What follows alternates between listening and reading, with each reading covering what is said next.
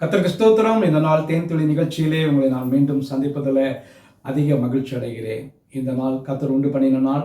இந்த நாள் மிகவும் விசேஷித்ததான ஒரு நாள். ஆண்டவராய் இயேசு கிறிஸ்து உயிர்த்தெழுந்த நாள். அதோடு கூட உலகம் எங்களும் மதர்ஸ் டே செலிப்ரேட் பண்ணுகிறதான விசேஷித்த நாள். இந்த நாளிலே ஆண்டவராய் இயேசு கிறிஸ்துவின் நாமத்தினாலே உங்கள் அனைவருக்கும் அன்னையர் தின வாழ்த்துதல்களை சொல்லிக் கொள்கிறேன். இந்த நாளிலே வேதத்தில் நமக்கு சில உறுதிகள் கொடுக்கப்பட்டிருக்கிறது. அந்த உறுதிகள் எல்லாமே ஆண்டவராய் இயேசு கிறிஸ்துவுக்குள் நமக்கு கொடுக்கப்பட்டதான உறுதிகளாகும். அஷூரன்ஸ் என்று ஆங்கிலத்தில் சொல்வார்கள். நமக்கு உறுதி அளிக்கப்பட்டிருக்கிறது. அவைகளிலே இன்றைக்கு முதலாவதாக ஒரு உறுதியை நான் உங்களுக்கு பார்க்க விரும்புகிறேன். அது என்னவென்று சொன்னால், நமக்கு நம்முடைய வாழ்க்கையிலே ஆண்டவராகிய இயேசு கிறிஸ்துவை விசுவாசிக்கிறவர்களுக்கு அவர் எனக்காக மரித்தார், உயிர்த்தெழுந்தார், அவர் என்னுடைய ஆண்டவர் என்று யாரெல்லாம் ஏற்றுக்கொள்கிறார்களோ அவர்களுக்கு ஒரு உறுதியை கொடுத்திருக்கிறார்.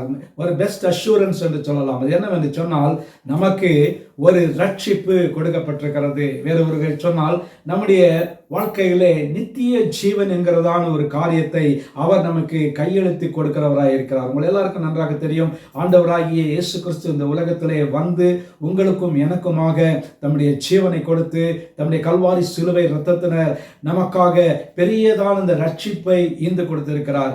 அது அவர் கொடுத்ததான ஒரு பெரிய ஒரு ஈவு. அதற்காக நாம் தேவனை துதிக்கிறோம்.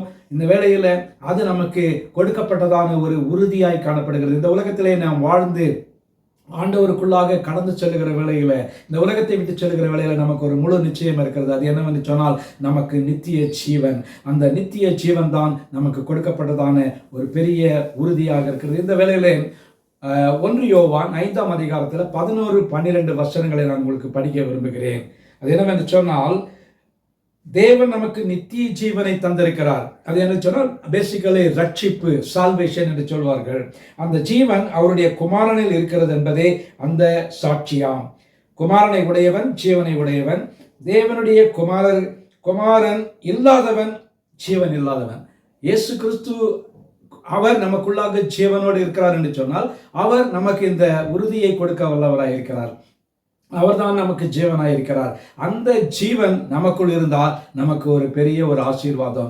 நாம் இந்த உலகத்திலே வாழ்ந்து இந்த உலகத்தை விட்டு கடந்து செல்கின்ற வேளையில் இந்த உலகத்திலும் நமக்கு ஒரு சந்தோஷம், மகிழ்ச்சி இந்த ரட்சிப்பின் மூலமாய் கிடைக்கிறது. அதோடு கூட வரப்போகிற உலகத்தில் கூட நமக்கு ஒரு நித்திய ஜீவனை அவர் நமக்கு அழியாத காரியத்தை கொடுக்க உறுதி கொடுத்திருக்கிறார். ஆகவே அவரை நோக்கி நாம் பார்ப்போம். நல்ல ஆண்டவரே, துதிக்கிறோம், ஸ்தோத்திரிக்கிறோம். இந்த வேளையில கூட விசேஷமாக நீர் கொடுத்த இந்த ஒரு பெரிய ஒரு உறுதிக்காக நன்றி செலுத்துகிறோம். உண்மை நாங்கள் நம்பி இருக்கிறது ஆண்டவரே, நீர் எங்களுக்கு கொடுத்ததான இந்த ஒரு பெரிய இலவசமான ரட்சிப்பையா, இதன் மூலமாக நாங்கள் நித்திய ஜீவனை சுதந்திரித்துக் கொண்டு உம்மோடு கூட என்றென்றும் வாழ்வோம் என்பதை விசுவாசிக்கிறோம். இயேசுவின் நாமத்தில் ஜெபிக்கிறேன் நல்ல பிதாவே, ஆமேன், ஆமேன்.